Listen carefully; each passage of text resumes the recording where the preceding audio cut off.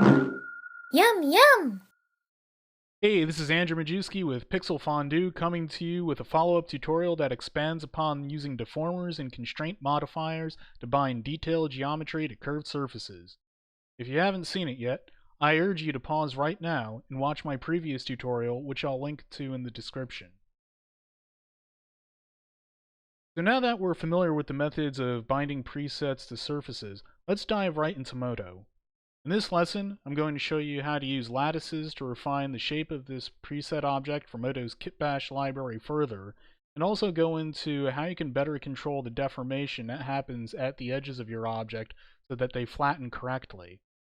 Lastly, I'll quickly show you how you can use this tool in a radial array setup that emulates radial symmetry in programs such as ZBrush without breaking the intelligence that's been set up.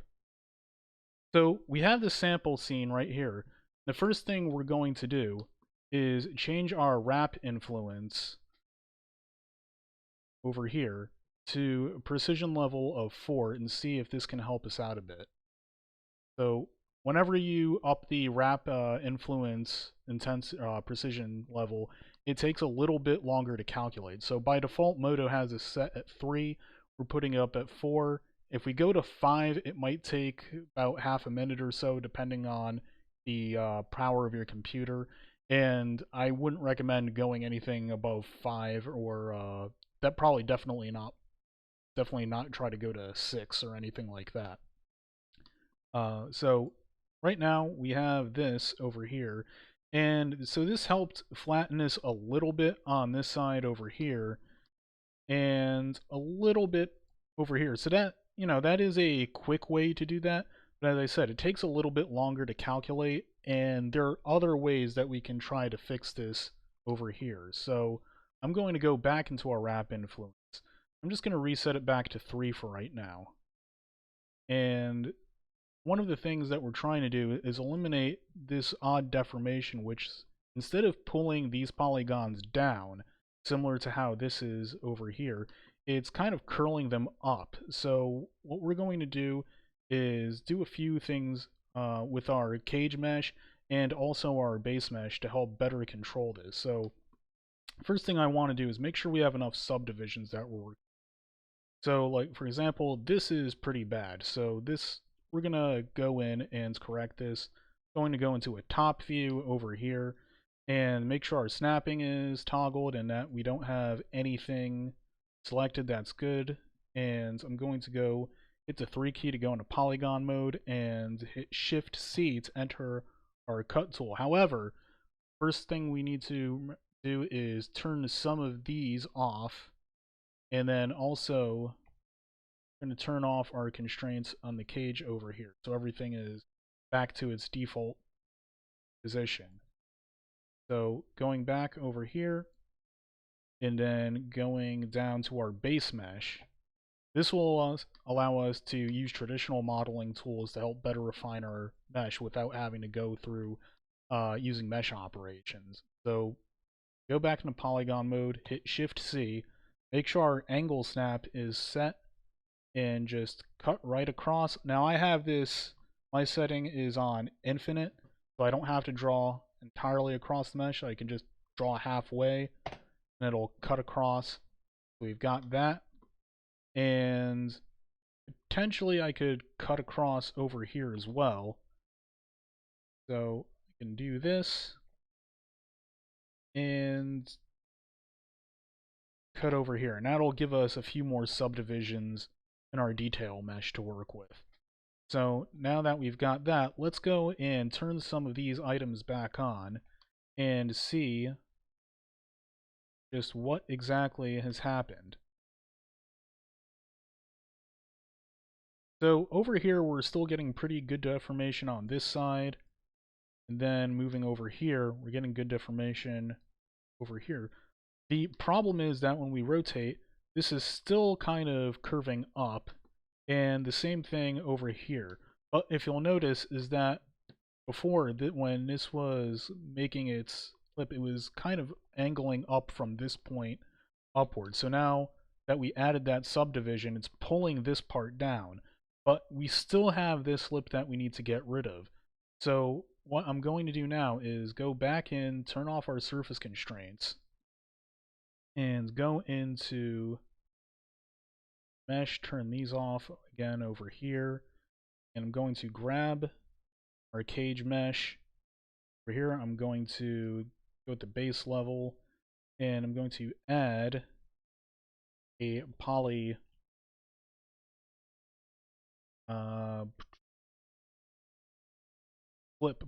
flip. So I'm going to do this over here. So now, whenever I hover over this, it's always going to try and select the cage mesh rather than the mesh below us. So when I untoggle that, now I can select the detail mesh. So that's just a little trick to make sure our selection orders are a little bit easier to manage. So I'm going to go over here, I'm going to go at our base level and make sure that's turned off for right now. Oops. Need that turned on. Okay, so I'm going to grab this over here, hit G, or Shift G, to select all the polygons in between.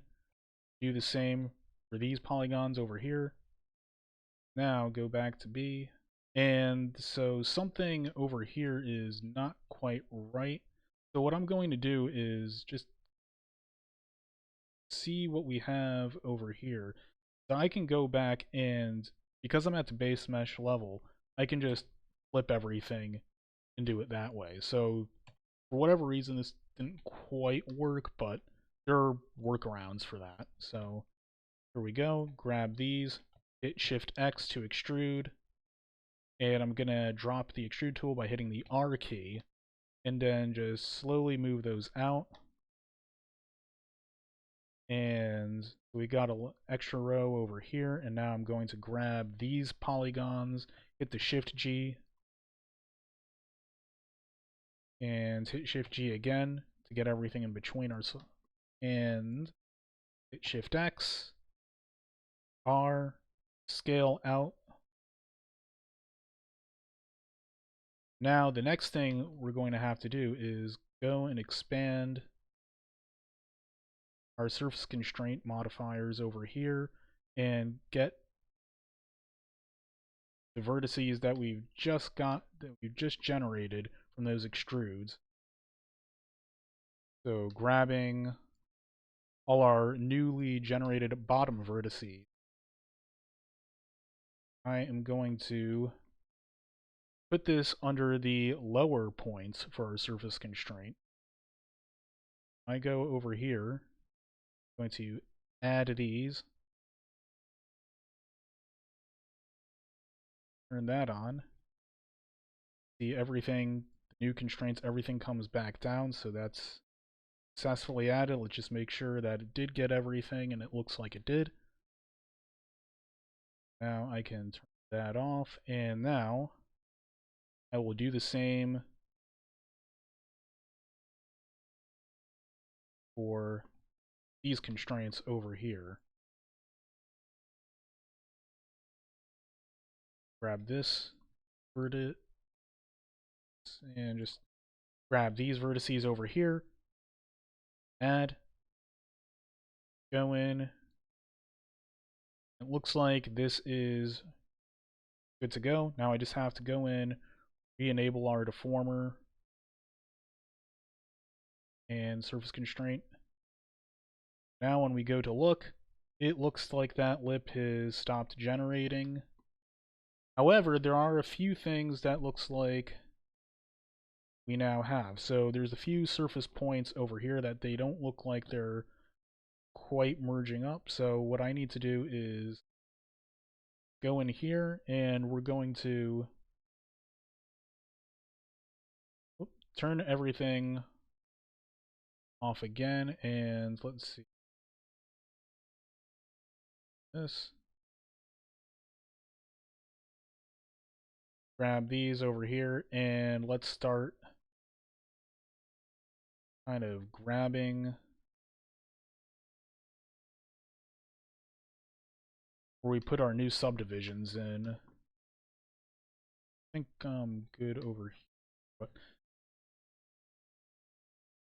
to go in with our selection over here, add these onto the right side.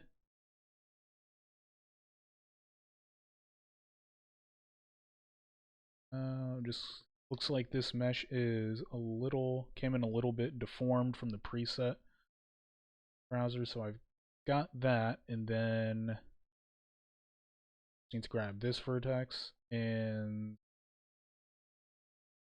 leave this vertex over here, add this for a surface constraint, wrap, and it looks like everything is, nope. So, okay, so there's this one over here, and this vertex. Make sure we get the correct vertex selected.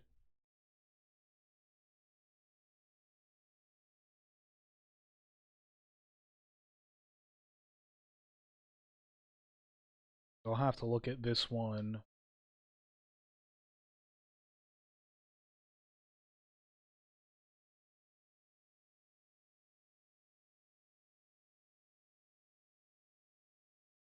So it looks like some of these didn't get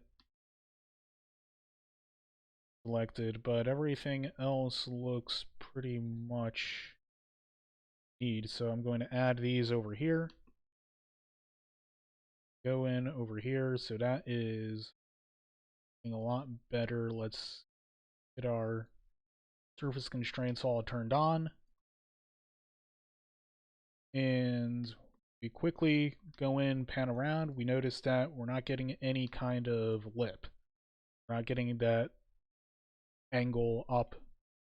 Everything looks like it's constraining itself properly. So that kind of fixes that. Go in, start moving preset around. It looks like everything is deforming correctly and updating. That is pretty cool. Now, the next part of this lesson is we're going to use a lattice to deform the shape. And to do that, I'm actually going to set it for the cage itself.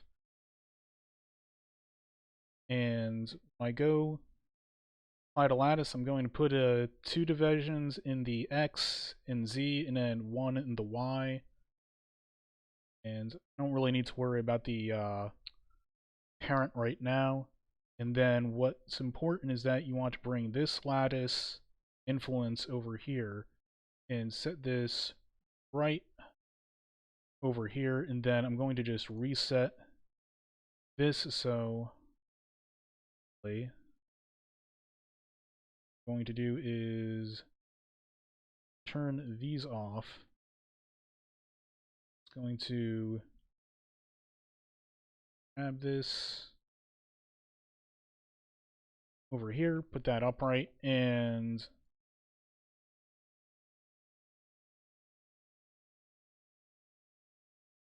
find where we have to reset. There we go. Lattice Effector, reset this. Auto fitting, and then this really, I'm just going to put this over here. So this will update now when I drag this. We want our cage to follow around. And I do want to enable my surface constraints. So there we go. Got our cage, it's updated.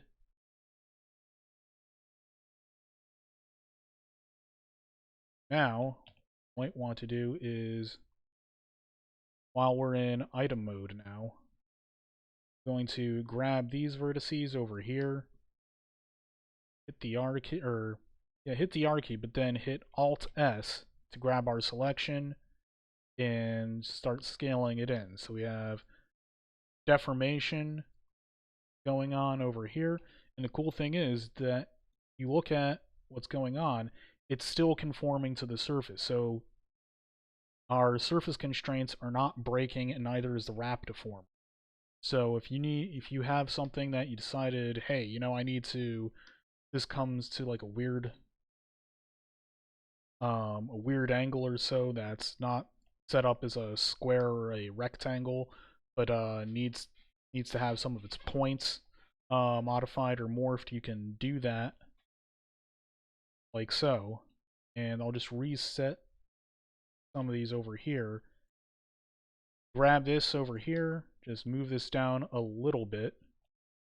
And of course, you can also, again, you can rescale. So you might want to rescale from the locator, in this case, so that your lattice will also deform or rescale along with your mesh. I mean, the other thing is you can put this, I think you should be able to parent it to the cage, and you'll still have, if you want to rescale from the cage, that'll work too. So, okay, so now that we have our cage fixed and we're getting proper deformation, the next thing we're going to do is go and create our radial array. So in order to do that, I am going to hit the N key to create a new mesh, and I'm going to label this merged details, and go over to my operator and type in merge for merge meshes. Now I'm going to expand this, grab our source, which will be space panel 03, and now I'm going to go into our operator again and type in rad and get radial array over here. So I double click this. There we go. You get a radial array showing up over here, and the first thing I want to do is go into our tool pipe, expand that, click on our Helix Generator, and just reset it from 24 to something like maybe 6 for right now. Or go to 7. So as you can see, we've got this going around over here. And one of the things that's a little bit annoying is that you see this overlap. This is where the lattice that we just created will come in very handy. So I'm going to grab these points over here. Actually, I'm going to sort of grab all of this, really, and then hit the R key and go to Alt-S for our selection, and just start scaling this inwards a bit. So these points are just about lined up, and maybe just even in a little bit further. Something like that. And next thing to do is about grabbing these again, and I think if I apply a linear fall off,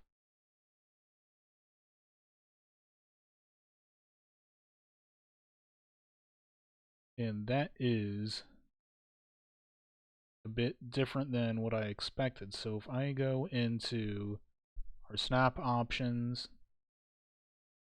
actually let's see, if I go to none, and just reset this, what are we going to get?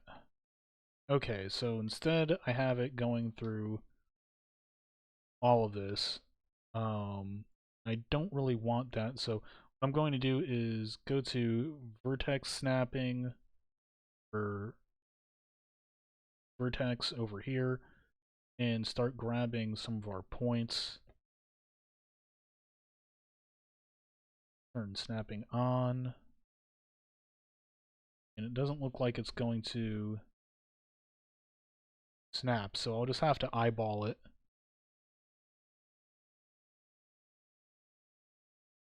Reasonably close, and do this. And set this back to selection, and I'm going to go plop this right about over here, grab this point, and put it over here. Then I'm going to start scaling these out.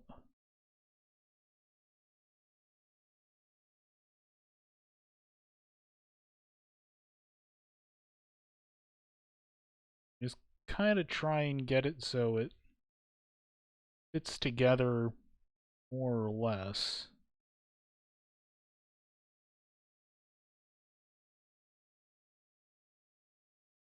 Now I'm going to just make sure, what do we have this set to? So we have this on ease out. I just want to do linear or deformation. And now the next thing I can do, I can turn this off for right now, grab these points, then just start scaling them out. Can kind of get something to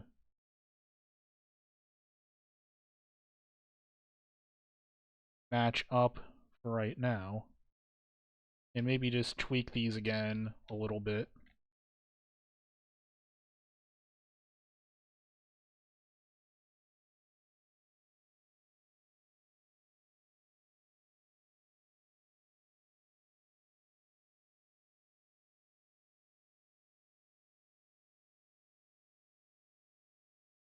And go back over in here. And as you see, this is all the meshes are updating over here. So we've got this. Next thing is I can, if I want, I can grab our locator and just start dragging this around. So now you'd have to go, of course, back and retweak these lattice points if you didn't want intersecting geometry. But you can see how this will move up and down. Now, one thing to be careful of is that you'll notice that my performances suffered a pretty big hit. So if I go in, turn off my merge details, all of a sudden my interactivity comes back. So it's a lot easier to do this.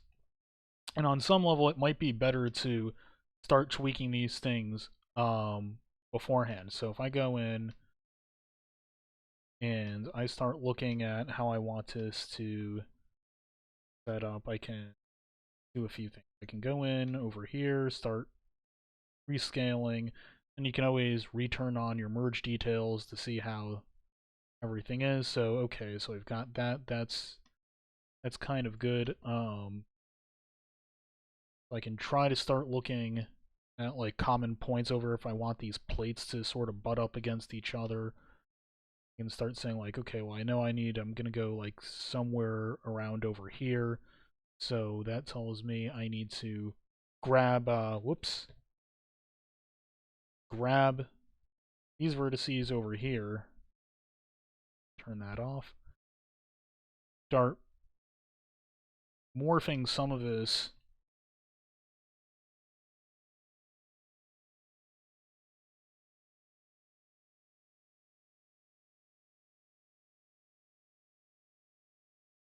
over here like this, and can kind of start seeing, like, sort of use your cage as a guide over here. So this lines up this, then I really want this to stretch out a little bit more, say with like this row over here.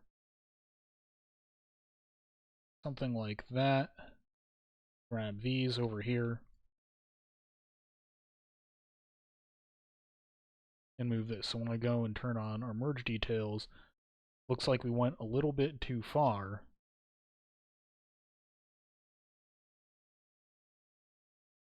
Turn that off. See about where the intersection point is right about like maybe this point over here. So grab that. Together something like this. Turn back on. And yeah, so a few things over there. If you want to tweak the shape further, just go in and grab like so.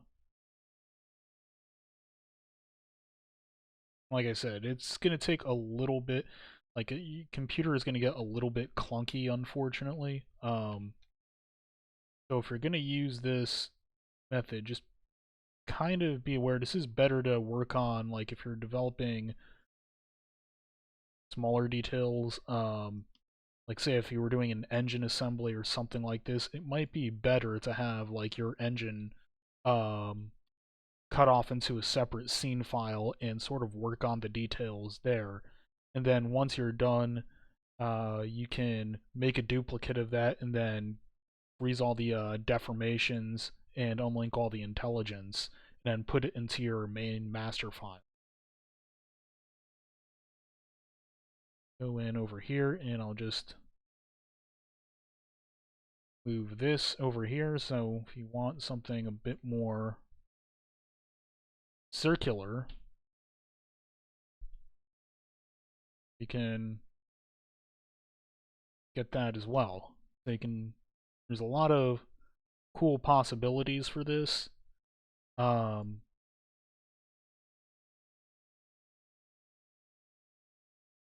Now, if you do take your base mesh, next thing might be like, hey, I want to be able to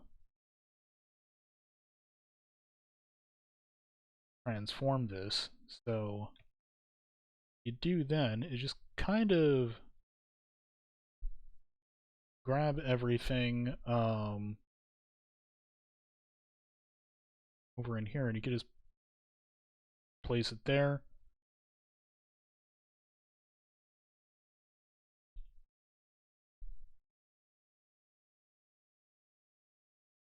Should be able to just move this about. I move this up over here, turn on my merge details. Over there, this will follow. Don't know if this will...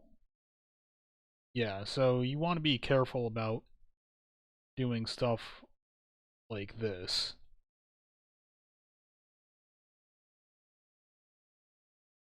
And then we can always go and take a look at...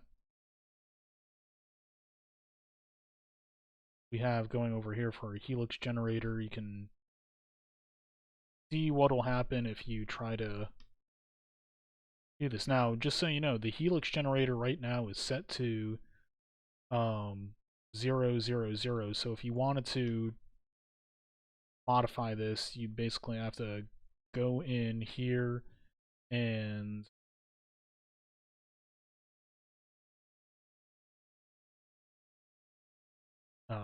figure out your center, what you want to do with it. So if you want to go like, best way to do that is figure out what your base is over here. So if that is 3.65 or 615 meters, just copy that attribute, go into merge details, go into your Helix generator, and center, just pop that in over there, and that'll fix it and put it in over here. And then you just have to go in, grab this over here, sort of tweak the position. So move this out.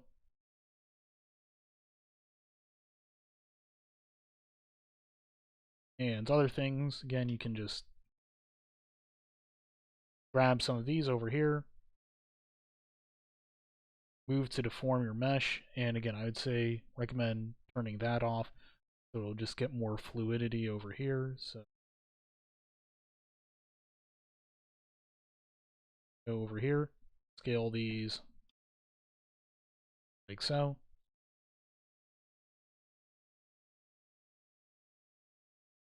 Need to form this in other ways over here. You can move it back